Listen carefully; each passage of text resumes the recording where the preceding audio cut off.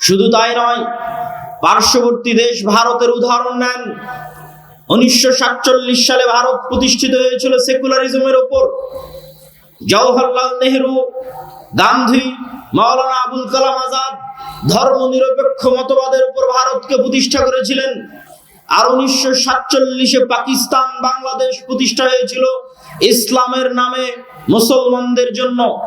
কিন্তু আজ 70 বছর পর, 75 বছর পর 2025 সালে এসে দুঃখজনক হলেও সত্য, ভারত তাদের দিন হিন্দুত্ববাদ একটি ভ্রান্ত দিন হওয়ার পরেও, হিন্দুত্ববাদ একটি বাতিল দিন হওয়ার পরেও ভারত রাষ্ট্রীয়ভাবে হিন্দুত্ববাদের উপর গত 10 বছর ধরে প্রতিষ্ঠিত আছে, পৃথিবীর কাউকে পরোয়া করে না। আর তার বিপরীতে বাংলাদেশ এবং পাকিস্তান 1947-এ ইসলামের নামে তৈরি হলো। আজ 70 বছর পর পাকিস্তান আর বাংলাদেশ পাল্লা দিয়ে ধর্মনিরপেক্ষ রাষ্ট্র, পাল্লা দিয়ে সেকুলার কান্ট্রি হওয়ার জন্য বিশ্বের কাছে কেমনে তুলে ধরা যায় যে না, আমরা কট্টর ইসলামপন্থী নই, আমরা কট্টর মুসলমান নই, আমরা উদারপন্থী ধর্মনিরপেক্ষ মতবাদে বিশ্বাসী মুসলমান, এটি তুলে ধরার জন্য পাল্লা দিয়ে প্রতিযোগিতা করতেছে। সম্মানিত উপস্থিতি, গত কয়েকদিন আগে আপনারা দেখেছেন যে বাংলাদেশের চাঁপাইনবাবগঞ্জ সীমান্তে বিজিবি এবং বিএসএফ এর যে উত্তেজনা, এই উত্তেজনাকে কেন্দ্র করে দেখবেন আমাদের জেনজি যুবক সমাজ, তরুণ সমাজ ফেসবুক, ইউটিউব, টুইটার, টিকটকে ট্রল করতেছে, ভারতের মানুষদেরকে নিয়ে ট্রল করতেছে।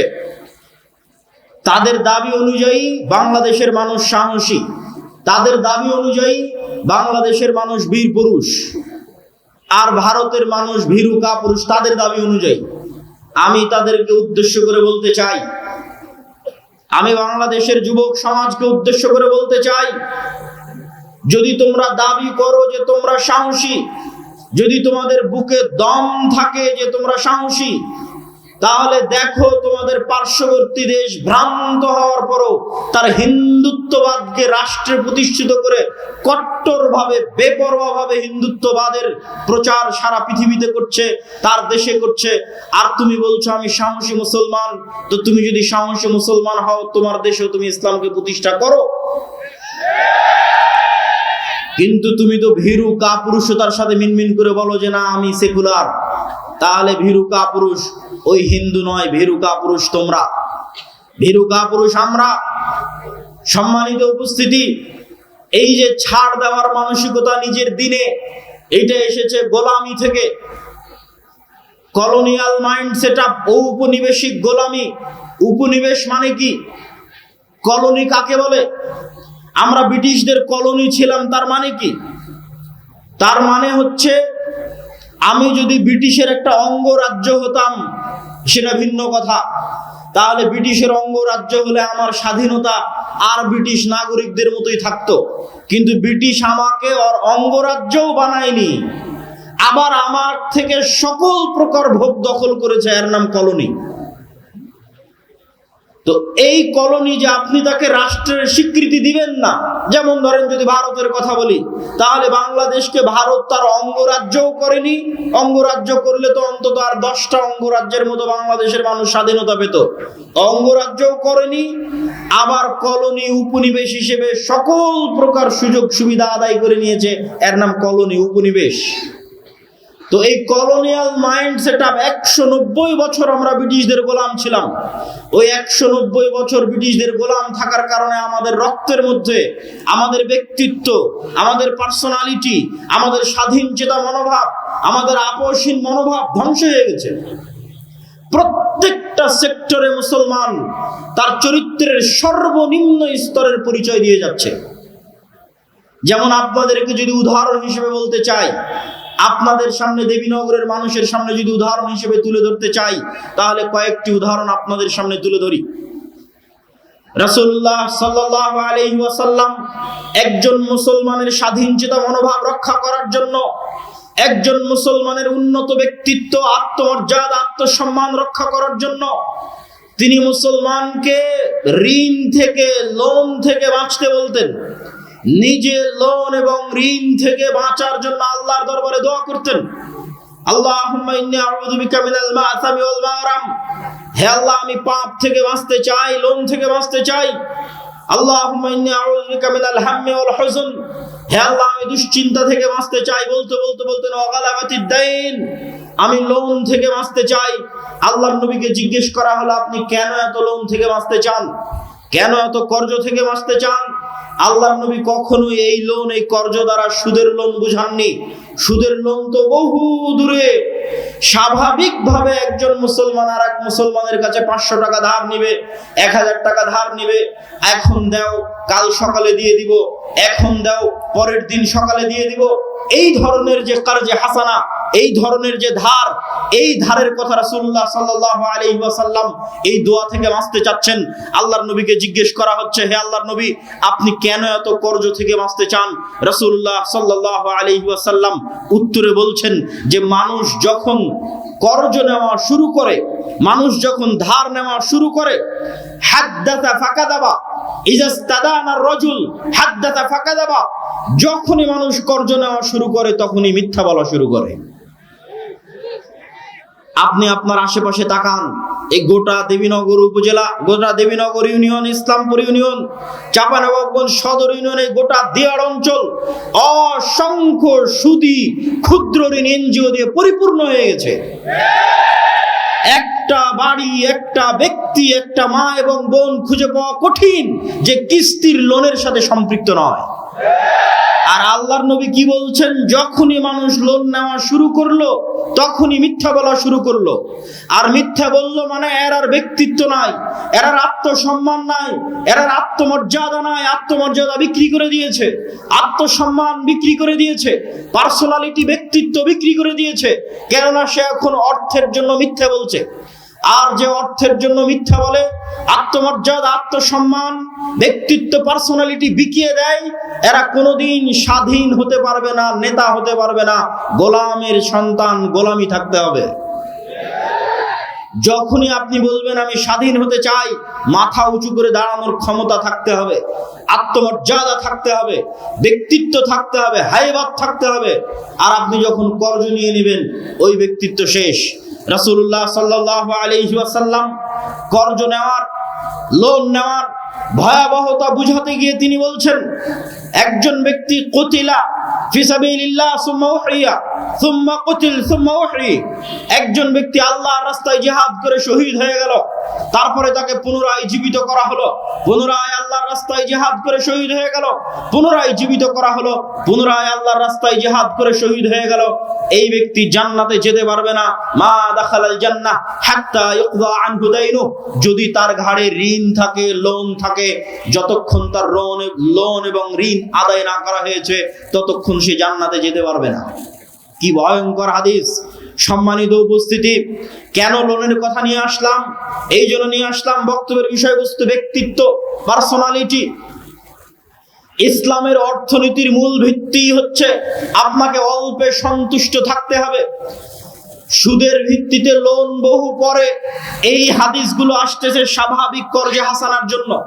যত হাদিস এতক্ষণ যাবত বলতেছি, আল্লাহর নবীর দোয়া তুলে ধরতেছি, সব স্বাভাবিক কর্জে হাসানা। স্বাভাবিক কর্জে হাসানাও তখন নিতে পারবে যখন ছেলে মেডিকেলে, মেয়ে মেডিকেলে, বিবাহের খরচ দিতে পারছে না, চিকিৎসার খরচ দিতে পারছে না, তখন নিবে কর্জে হাসানা।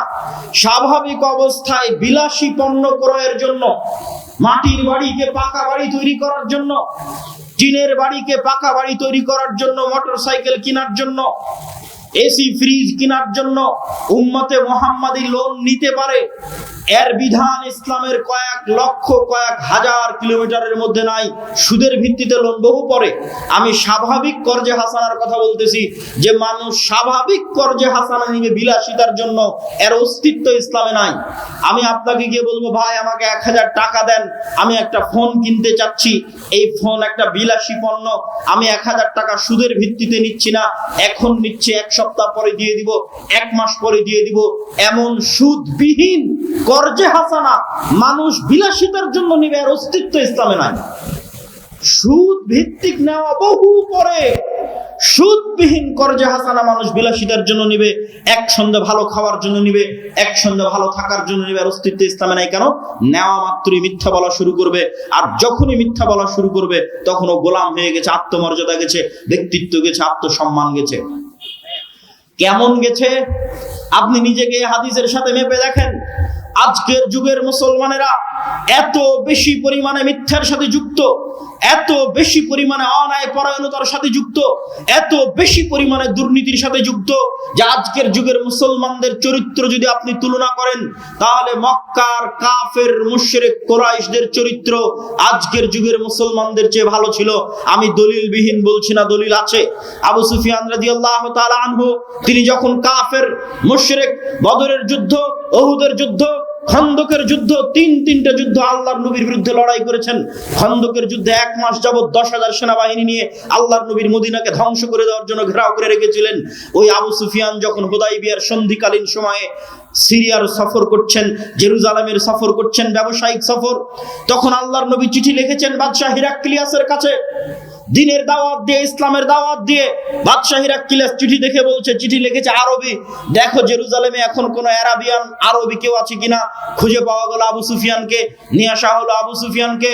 কোনো লাইভ ক্যামেরা নাই, কোনো রেকর্ডার নাই, কোনো যান্ত্রিক এরকম কিছু বস্তু নাই যে আবু সুফিয়ানের এই কথাকে ধরে রাখবে যে আবু সুফিয়ান সত্য বলছে না মিথ্যা বলছে। ওই অবস্থায়, কাফের অবস্থায়, মুশরিক অবস্থায়, নিজের চিরন্তন শত্রুর বিষয়ে আবু সুফিয়ান রাদিয়াল্লাহু তাআলা আনহু একটাও মিথ্যা কথা বলেননি। আর আজকে আপনি বাংলাদেশের এক রাজনৈতিক দলের নেতাকে জিজ্ঞেস করেন, আর এক রাজনৈতিক দলের নেতা সম্পর্কে বলার জন্য সব কথা মিথ্যা বলবেন। কেননা এই গণতান্ত্রিক রাজনীতি টিকেই আছে মিথ্যার উপর। যে যত বেশি মিথ্যার চর্চা করতে পারবে সে তত বেশি ভোট পাবে। তাহলে মিথ্যার উপর প্রতিষ্ঠিত একটা সমাজ কিভাবে স্বাধীনতার স্বপ্ন দেখতে পারে, কিভাবে দেশ ও জাতিকে নেতৃত্ব দেওয়ার স্বপ্ন দেখতে পারে? অথচ ততক্ষণ নেতা হওয়া সম্ভবই না যতক্ষণ না আপনার ব্যক্তিত্বে ন্যায় যুক্ত না হয়েছে, ন্যায় পরায়ণতা যুক্ত না হয়েছে। রাসূলুল্লাহ সাল্লাল্লাহু আলাইহি ওয়াসাল্লাম বলছেন, লা তাকুমু সাআহ হাত্তা ইয়ানজিল ঈসা ইবনে মারইয়াম, ততক্ষণ পর্যন্ত কিয়ামত হবে না যতক্ষণ না মারিয়ামের সন্তান ঈসা পৃথিবীতে নেমে না আসছে। মারিয়ামের সন্তান ঈসা পৃথিবীতে নেমে এসে ইয়াকসিরুস সালিব, ক্রুশকে ভেঙে দিবে, ওয়া ইয়াকতুলুল খিনজির, শুকুরকে হত্যা করবে, হারাম ঘোষণা করবে, আর সমগ্র পৃথিবীতে হাকামান মুকসিতা, ন্যায় বিচার প্রতিষ্ঠা করবে। সমগ্র পৃথিবীতে মারিয়ামের সন্তান ঈসা ন্যায় মানুষকে কিয়ামতের মাঠে বিশেষ ছায়া দেওয়া হবে, যার 1 নাম্বার সব ইবাদতকে ছাপিয়ে যে 1 নাম্বার স্থান করে নিয়েছে। তাহাজ্জুদের সালাত, রাতের ইবাদত, নফল সিয়াম, সালাত সিয়াম থেকে শুরু করে যত দান থেকে শুরু করে যত ইবাদতের জগতে যত ইবাদত আছে সবকে ছাপিয়ে 1 নাম্বার স্থান করে নিয়েছে যেই দায়িত্বশীল, ন্যায় পরায়ণ। ওই ন্যায় পরায়ণ দায়িত্বশীলকে আল্লাহ বিশেষ ছায়া দিবে। মানে ন্যায় ছাড়া দায়িত্ব পালন করা, ন্যায় ছাড়া নেতা হওয়া ইসলামের দৃষ্টিতে অসম্ভব, ইম্পসিবল। তো যতই আপনি লিল্লাহে তাকবীর দেন, যতই আপনি ভোটের বক্তব্য দেন, যতই আপনি ইকামতে দ্বীনের বক্তব্য দেন, যতক্ষণ না একটা প্রজন্ম তৈরি না হয়েছে যেই প্রজন্ম ন্যায়ের উপর প্রতিষ্ঠিত হবে, সত্যবাদিতার উপর প্রতিষ্ঠিত হবে, কোনো কিছুর সাথে আপোষ করবে না, নিজের দ্বীনের উপর কট্টর কনফিডেন্ট হবে, এরকম একটা প্রজন্ম যতক্ষণ তৈরি না হয়েছে ততক্ষণ রাষ্ট্রে কখনো ইসলাম প্রতিষ্ঠা করা সম্ভব নয়। শুধু সম্ভব নয় তা নয়, এর উল্টাটা ঘটবে। উল্টাটা ঘটবে মানে আপনাকে বুঝাই, ন্যায়পরায়ণতা আপনারা এখন চেক করেন। আমি কয়েকটা উদাহরণ দেবো, এই উদাহরণগুলো দিয়ে চেক করেন।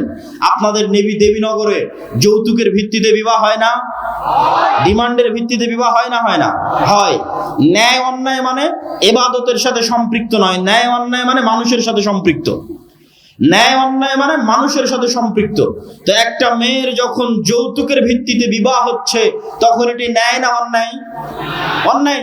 তো যেই মুসলমান কাজী, হাজি, নামাজি, আল্লাহওয়ালা, দানবীর এই যৌতুকের বিবাহের সাথে সম্পৃক্ত, যেই যুবক এই যৌতুকের বিবাহের সাথে সম্পৃক্ত, এরকম অন্যায় পরায়ণ ব্যক্তিদেরকে যদি আপনি ক্ষমতায় বসান, এরা যদি ভোট দিয়ে লিল্লাহে তাকবীর বলে ইসলামের নাম বলে ক্ষমতায় চলে যায়, তো গত 16 বছর যা দুর্নীতি হয়েছে এর চেয়ে বেশি দুর্নীতি করবে।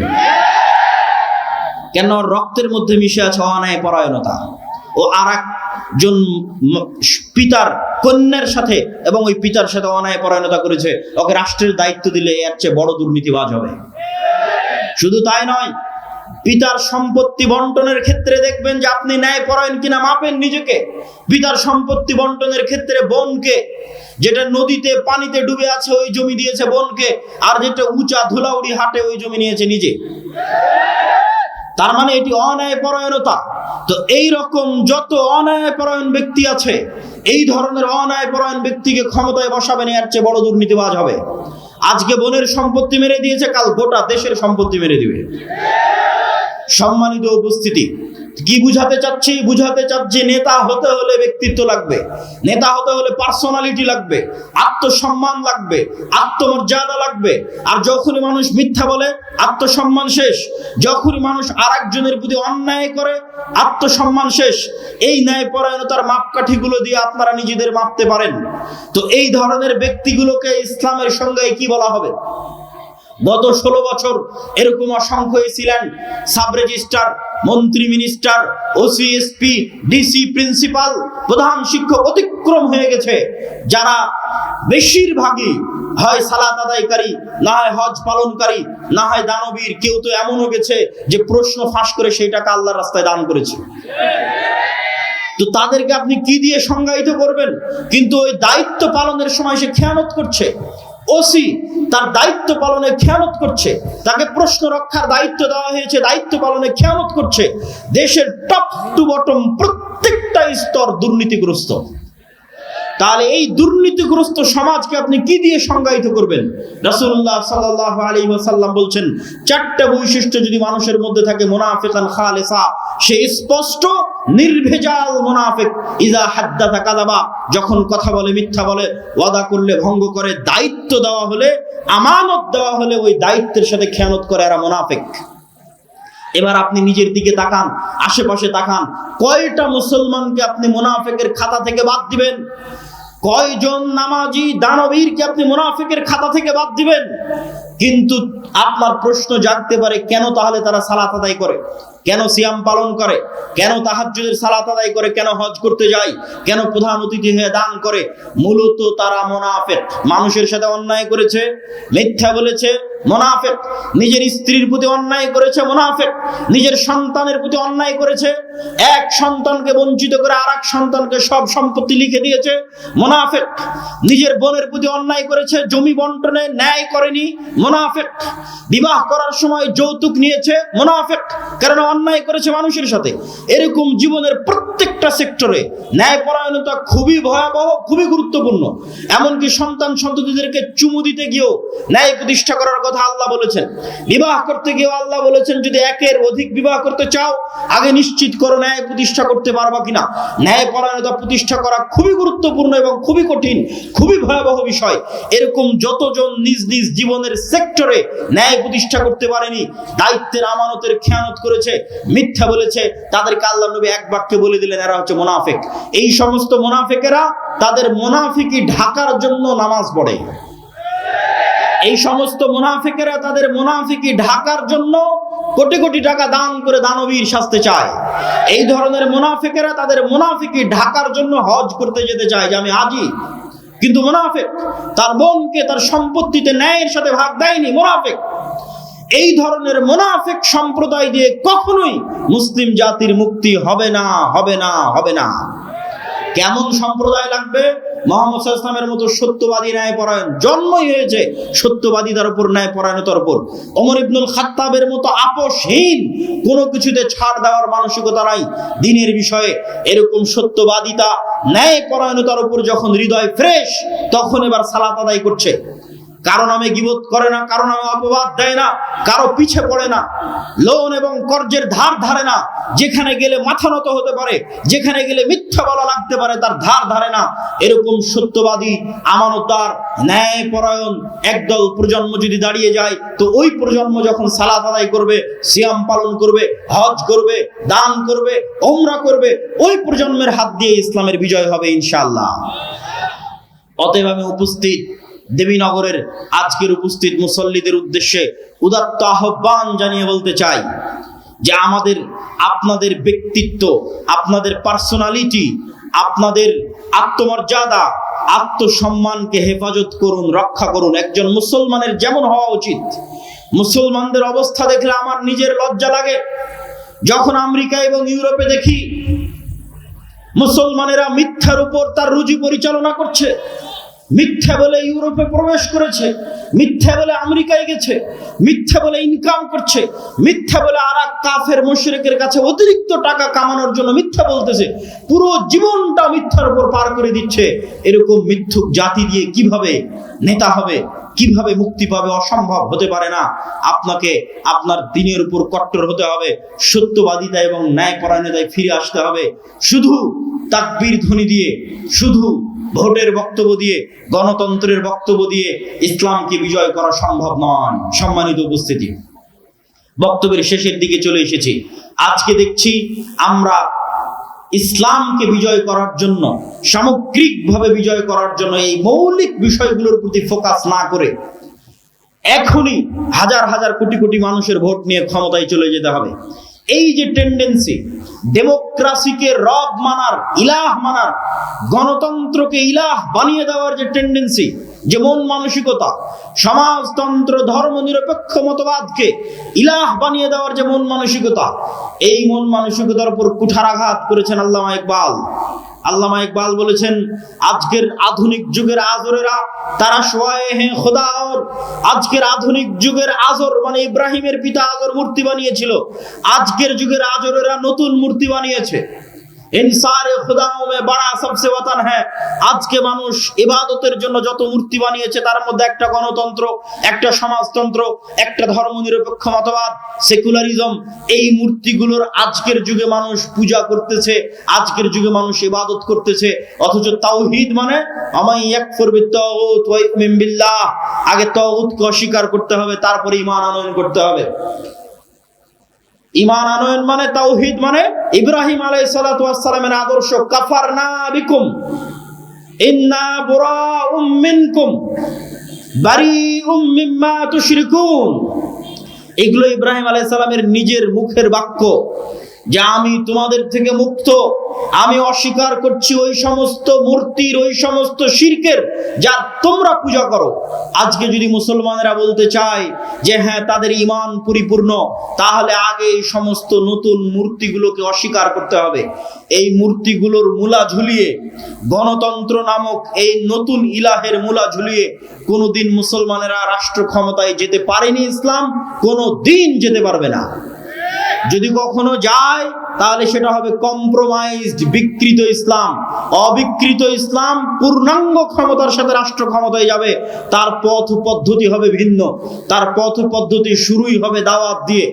আল্লাহ চাইলে মুসা আলাইহিস সালাতু ওয়াস সালামকে বলতে পারতেন যে যাও, তোমাকে মুজিজার লাঠি দিলাম, এই লাঠি দিয়ে ফেরাউনকে হত্যা করো, দিয়ে ক্ষমতা দখল করো না। আল্লাহ মুসা আলাইহিস সালামকে ব্যক্তিত্ব দিয়ে, পার্সোনালিটি দিয়ে, আত্মমর্যাদা দিয়ে, আত্মসম্মান দিয়ে, উন্নত চরিত্র দিয়ে তৈরি করেছেন। গোলাম হিসেবে মিথ্যার উপর, ধোঁকার উপর, দুর্নীতির উপর তৈরি করেননি। যখন বানু ইসরাইল গোলাম, যখন বানু ইসরাইল জীবন যাপন করছে মিথ্যার উপর, গোলামির উপর, তখন আল্লাহ মুসা আলাইহিস সালামকে ওই গোলামি থেকে মুক্তি দিয়ে ফেরাউনের বাড়িতে পূর্ণ আত্মমর্যাদার সাথে, আত্মসম্মানের সাথে মানুষ করেছেন, যেন মুসা আলাইহিস সালামের আত্মমর্যাদা, আত্মসম্মান, ব্যক্তিত্ব কোনো কমতি না থাকে। নেতৃত্ব দিতে হলে, নেতা হতে হলে পূর্ণ আত্মমর্যাদা লাগবে, আত্মসম্মান লাগবে, তবে নেতা হওয়া যাবে। আর যে গোলাম অবস্থায় মানুষ হয়েছে নেতা হতে পারবে না। তো মুসা আলাইহিস সালামকে আল্লাহ দাওয়াত দিতে পাঠালেন তার ব্যক্তিত্বের সাথে। ইউসুফ আলাইহিস সালাতু ওয়াস সালামকে আল্লাহ চাইলে জিবরাইলকে পাঠিয়ে কুয়া থেকে তখনই উঠিয়ে বাপের কাছে ফেরত পাঠাতে পারতেন, পাঠাননি। ইউসুফ আলাইহিস সালাতু ওয়াস সালামকে আল্লাহ লম্বা পরীক্ষার মধ্যে দিয়ে পার করেছেন। যে লম্বা পরীক্ষার মধ্যে দিয়ে ইউসুফ আলাইহিস সালামের ব্যক্তিত্ব তৈরি হয়েছে, শাখসিয়ত তৈরি হয়েছে, পার্সোনালিটি তৈরি হয়েছে, নেতৃত্বের গুণ তৈরি হয়েছে, মিথ্যার সাথে আপোষহীনতা তৈরি হয়েছে, এবং সত্যের উপর অটল এবং অবিচল থাকার মানসিকতা তৈরি হয়েছে। নিজের দিনের বিষয়ে ছাড় না দেওয়ার মানসিকতা তৈরি হয়েছে। এই মানসিকতাগুলো নিয়ে যখন তিনি বাতিলের সামনে দাঁড়িয়েছেন, যখন তিনি দাওয়াতের ময়দানে গেছেন, তখন তিনি পরীক্ষার মুখোমুখি হয়েছেন, আস্তে আস্তে সফল হয়েছেন। সম্মানিত উপস্থিতি, আমাদের ওই রকম একটা প্রজন্ম লাগবে, ওই রকম একদল যুবক লাগবে যারা মিথ্যা বলা জানে না, যাদের জীবন চলে গেলেও মিথ্যার সাথে আপোষ করবে না, যারা জীবনের প্রত্যেকটা সেক্টরে সত্য বলে, যারা হারাম থেকে পবিত্র, হারামের সংস্পর্শে গেলে অপবিত্র হয়ে যাবে, হারাম ইনকামের সংস্পর্শে গেলে অপবিত্র হয়ে যাবে, হারাম থেকে পবিত্র, ন্যায়পরায়ণ, দুনিয়ার কোনো মানুষের প্রতি অন্যায় করে না, না পিতা মাতার প্রতি, না সন্তানের প্রতি, না বোনের প্রতি, না ভাইয়ের প্রতি, না নিজ দায়িত্বের প্রতি, অটল শতভাগ ন্যায়পরায়ণ। এমত অবস্থায় যদি ও তাওহীদপন্থী হয়, নিজের দিনের উপর ওই ইহুদিদের মতো, ইহুদিরা যেমন ভ্রান্তির উপর অটল, আজকের ভারতের হিন্দুরা যেমন তার ভ্রান্তির উপর অটল, কট্টর, এইরকম একদল মুসলমান দাঁড়িয়ে যদি বলতে পারে হ্যাঁ আমরা আমাদের নবীর দ্বীনে ইসলামের উপর অটল, মুহাম্মদ সাল্লাল্লাহু আলাইহি ওয়াসাল্লামের প্রত্যেকটা আদর্শের উপর, মুহাম্মদ সাল্লাল্লাহু আলাইহি ওয়াসাল্লামের প্রত্যেকটা কথার উপর ইট পাথরের মতো অটল, এইরকম অটল মানসিকতা নিয়ে একদল যুবক যদি দাওয়াতি কাজ শুরু করে, ক্ষমতার কেন্দ্রবিন্দুতে আঘাত করে, পূর্ণ ব্যক্তিত্বের সাথে, পূর্ণ পার্সোনালিটির সাথে তারা পরীক্ষার মুখোমুখি হবে, কিন্তু তাদের হাত দিয়ে ইসলামের বিজয় পতাকা উড়বে ইনশাআল্লাহ। আমি আপনাদের কাছে আজকের দেবীনগরের এই মাটিতে এই ধরনের একদল যুবকের প্রত্যাশা করি যে এই আলোচনাগুলো শুনে, এই বক্তব্যগুলো শুনে অন্তত আপনাদের এই চারিত্রিক দিকটা সংশোধন হোক, অন্তত ন্যায়পরায়ণ হওয়ার চেষ্টা করেন, সত্যবাদী হওয়ার চেষ্টা করেন, নিজের দিনের উপর অটল থাকেন। লোন, ধার, কর্জ যেগুলো মানুষের মাথাকে নত করে দিবে, যেগুলো মানুষকে মিথ্যার দিকে নিয়ে যাবে, পুরো পরিবার মিথ্যার উপর গড়ে উঠবে, গোলাম হবে, কোনোদিন স্বাধীন হতে পারবে না, নেতা হতে পারবে না, এই ধরনের ন্যাক্কারজনক ঘৃণিত কার্যকলাপ থেকে মুক্ত থেকে পান্তা ভাত খাবেন, মাটির ঘরে থাকবেন, কিন্তু মাথা উঁচু করে থাকবেন, পূর্ণ ঈমানের সাথে থাকবেন, আত্মমর্যাদার সাথে থাকবেন, আত্মসম্মানের সাথে থাকবেন।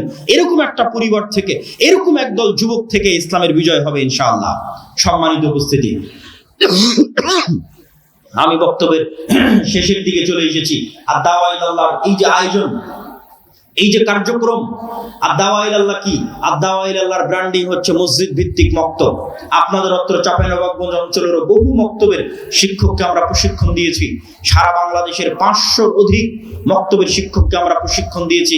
আমাদের যাতায়াত খরচ, আমাদের থাকা খাওয়া, আদ-দাওয়া ইলাল্লাহ জামিয়া সালাফিয়ার দাওয়া থাকা খাওয়া যাতায়াত খরচের উপর ভিত্তি করে এই প্রশিক্ষণগুলো হয়েছে।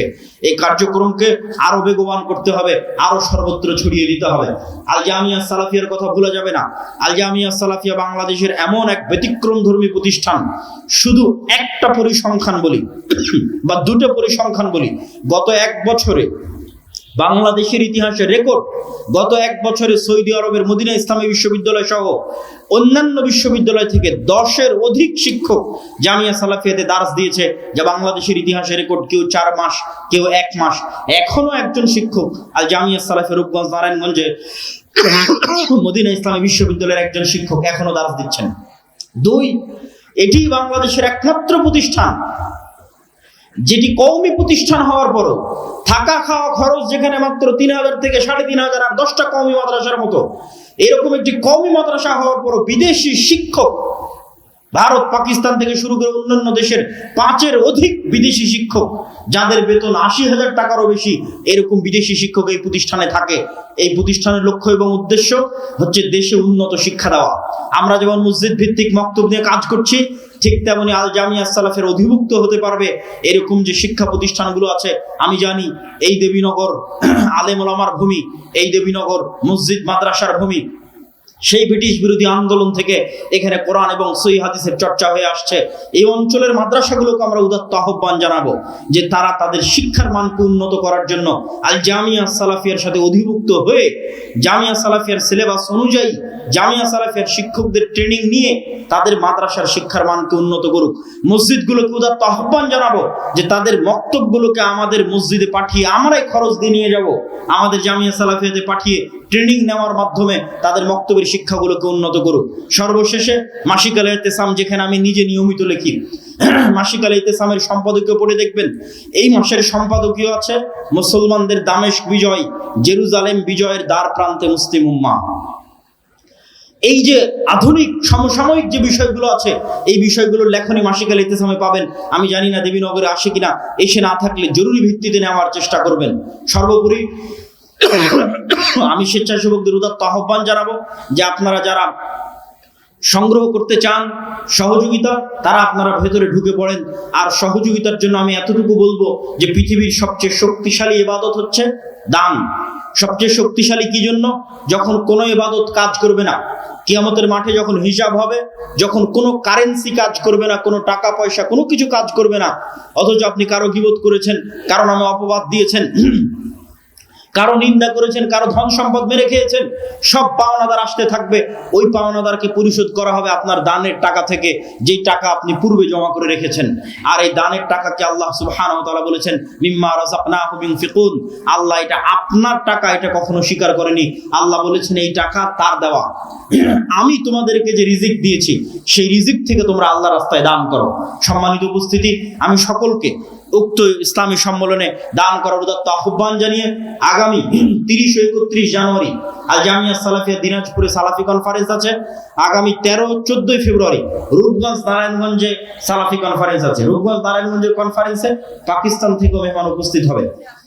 পাকিস্তান, ভারত, নেপাল, সৌদি আরব, বাংলাদেশ, এই 4-5 দেশের মেহমান উপস্থিত থাকবে আগামী 13-14 ফেব্রুয়ারি আল জামিয়া সালাফিয়া রূপগঞ্জ নারায়ণগঞ্জ। আপনাদেরই প্রতিষ্ঠান, কেননা আপনাদের এলাকার সন্তান এখান থেকে 100 কিলোমিটার দূরে গিয়ে 50, 60, 100 বিঘা জমির উপর বিশাল প্রতিষ্ঠান তৈরি করেছে। ওই প্রতিষ্ঠান দেখতে যাইতে গিয়ে আপনাদের মন চায় না? চাওয়া উচিত, প্রত্যেকের মনে স্বাদ জাগা উচিত যে আমাদের এলাকার সন্তান আমাদের এলাকা থেকে এত দূরে ঢাকায় গিয়ে পূর্বাচল আন্তর্জাতিক বাণিজ্য মেলার পাশে এত বিশাল প্রতিষ্ঠান, নিজের প্রতিষ্ঠান মনে করে ওই প্রতিষ্ঠান দেখতে যাবেন। আগামী 13-14 ফেব্রুয়ারি রূপগঞ্জ নারায়ণগঞ্জের সালাফি কনফারেন্সে উপস্থিত হওয়ার উদাত্ত আহ্বান জানিয়ে আমি আজকে আমার সংক্ষিপ্ত বক্তব্য এখানেই শেষ করছি। ওয়া আখির দাওয়ানা আলহামদুলিল্লাহি রাব্বিল আলামিন। আসসালামু আলাইকুম ওয়া রাহমাতুল্লাহি ওয়া বারাকাতুহু। আসসালামু আলাইকুম।